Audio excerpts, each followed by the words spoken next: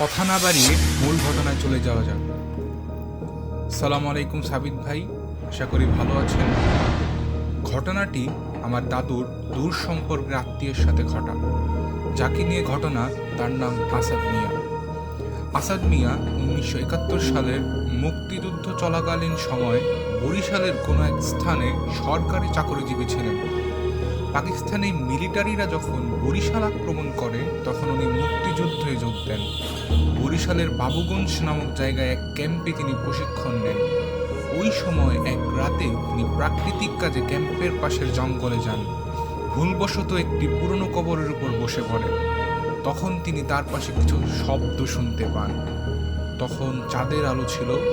ওই আলোতে তিনি দেখেন পুরনো একটা গাছ থেকে একটি মহিলা উল্টা হয়ে নিচের দিকে হেঁটে নেমে আসছে। মহিলাটির চোখ বলতে কিছুই ছিল না। মহিলাটি দেখতে দেখতে তার খুব কাছে চলে আসে।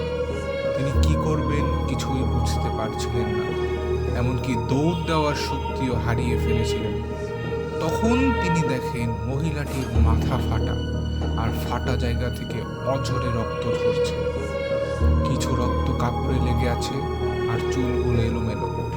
মহিলাটি ওনাকে ধরার জন্য হাত বাড়ালে তিনি দৌড় দেন। কিছু সময় পর তিনি পিছিয়ে তাকিয়ে দেখেন যে বিশাল আকৃতির কয়েকটি বড় বড় শূকর তার দিকে দৌড়ে আসছে। এটা দেখে তিনি আরো জোরে ভয়ে দৌড় দেন এবং একটি গাছের সাথে বাড়ি খেয়ে অজ্ঞান হয়ে যান। ক্যাম্পে ফিরছে না দেখে তার সঙ্গীরা তাকে খুঁজতে বের হয় এবং জঙ্গলের পাশে তাকে খুঁজে পায়। তার শরীরে কোনো কাপড় ছিল না এবং বিভিন্ন স্থানে লাল দাগ দেখা যায়। তার অবস্থা বেশি ভালো ছিল না। তার কিছুদিন পর তাকে তার গ্রামের বাড়িতে পাঠিয়ে দেওয়া হয়। তখন যুদ্ধ শেষ হয়ে গিয়েছিল।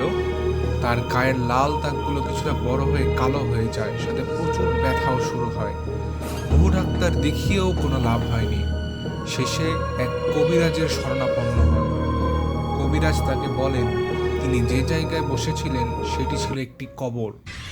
পরে খোঁজ নিয়ে জানতে পারে যে কবরের উপর বসেছিলেন ওটা একটি তরুণ যুবকের কবর ছিল, যে মানুষের উপর কালো জাদু করত। গ্রামের সবাই মিলে একদিন ওই যুবককে লাঠি পেটা করে এবং উনি মারা যান। সবাই মিলে ওনাকে জঙ্গলে কবর দিয়ে রাখে। সেই যুবকের একটি পোষ্য পরী ছিল। এরপর থেকে অনেকে রাতে জঙ্গলে পরীর মতো কিছু একটা চলাফেরা করতে দেখে। যাদের ভাগ্য ভালো, যারা তার সামনে পড়েছে তারা বেঁচে ফিরেছে, আর যারা অশরীরী খপ্পরে পড়েছে তাদের কেউ কেউ মারা যেত, আর যারা বেঁচে ফিরত তাদের শরীরে এরকমই লাল দাগ দেখা যেত, যা কিছুদিন পর কালো হয়ে পচা শুরু করত আর অবশেষে মারা যেত। এটি শুনে আসাদের মা কাঁদতে কাঁদতে কবিরাজকে বলেন, আমার ছেলেটিকে বাঁচান, আল্লাহর দোহাই লাগি। কবিরাজ বলেন, আগামীকাল এশার পর আমি আসব, আপনারা কিছু জিনিস ব্যবস্থা করে রাখবেন। বলেই কবিরাজ বলেন 5 কেজি মিষ্টি, একটি ছাগল, 3টি আগরবাতি এবং গরুর রক্ত লেগে থাকা দড়ি।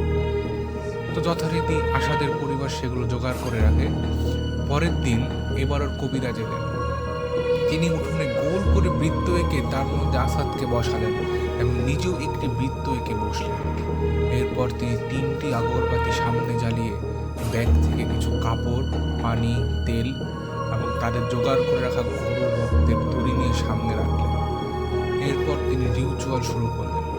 রিচুয়ালের এক সময় হঠাৎ আসাদের মধ্যে পরিবর্তন লক্ষ্য করা যায়।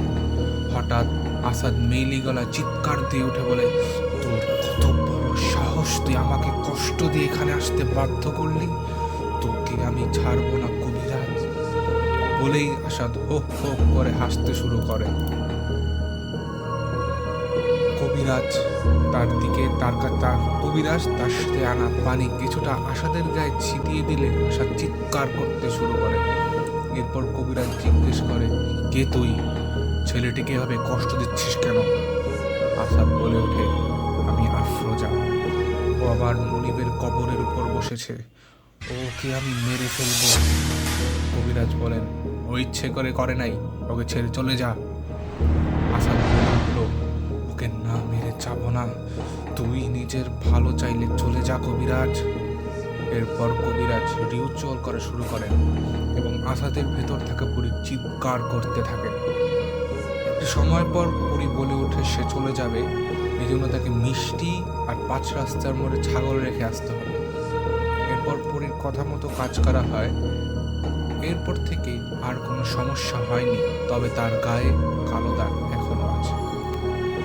সাবিত ভাই, ঘটনাটি একদম সত্য, আমি আমার দাদির কাছ থেকে শুনেছি। আশা করি আমার লেখায় যদি কোনো ভুলভ্রান্তি থাকে ক্ষমার দৃষ্টিতে দেখবেন।